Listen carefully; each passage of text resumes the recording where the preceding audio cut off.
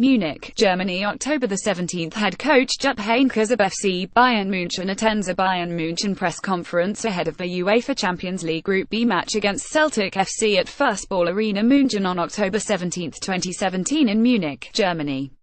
Get the latest local news straight to your inbox every day. Bayern Munich and spent force. Celtic in for a difficult night. Everything is relative in life as well as football. Bayern Munich have performed below their best so far this season, but that doesn't diminish their status as one of Europe's elite clubs. Bayern always mean business. When Heinz Rummenigge warned there would be consequences for the hammerings suffered in Paris last month, he wasn't joking. Within hours Carlo Ancelotti had been handed his jotters. In truth, Ancelotti, an outsider, never quite seemed at home at a club chock full of names from its own glorious past.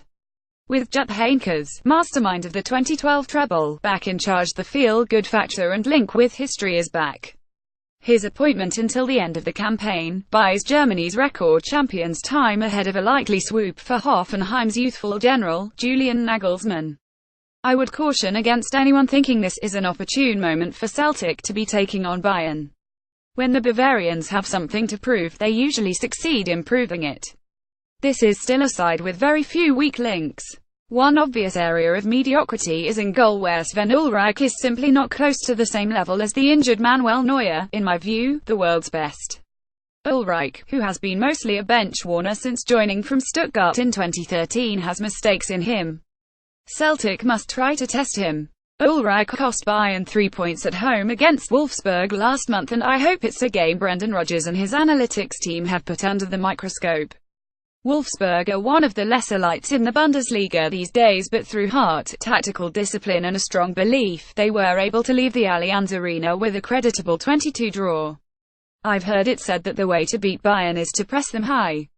Well, that's easy to talk about but a lot harder to do.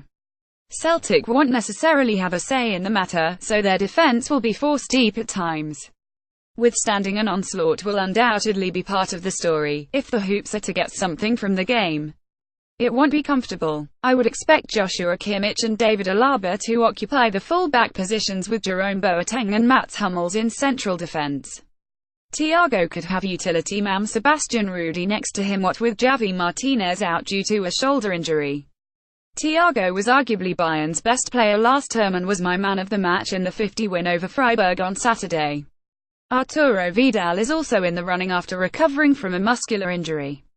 Arjen Robben, Thomas Muller and the youthful, pacey Kingsley Coman make up a considerable attacking trio behind the unmistakable Robert Lewandowski. Bayern were always going to miss Philipp Lahm and Xabi Alonso, who both retired at the end of last season. The squad is still evolving. Newcomers like James Rodriguez and Corentin Tolisso are still finding their feet. But there remains an explosive quality about them, and with Heynckes back at the helm, we must expect a return to the power football that was such a feature of his previous spell. Celtic have Heynckes' respect. He reflected at yesterday's media briefing on the club's draws against Borussia Mönchengladbach and Manchester City in the group stage a year ago. Yet Bayern rarely underwhelm in a home Champions League game. The Celtic players must hold their nerve on a night that will be about as difficult as they come in Europe's Premier Club competition.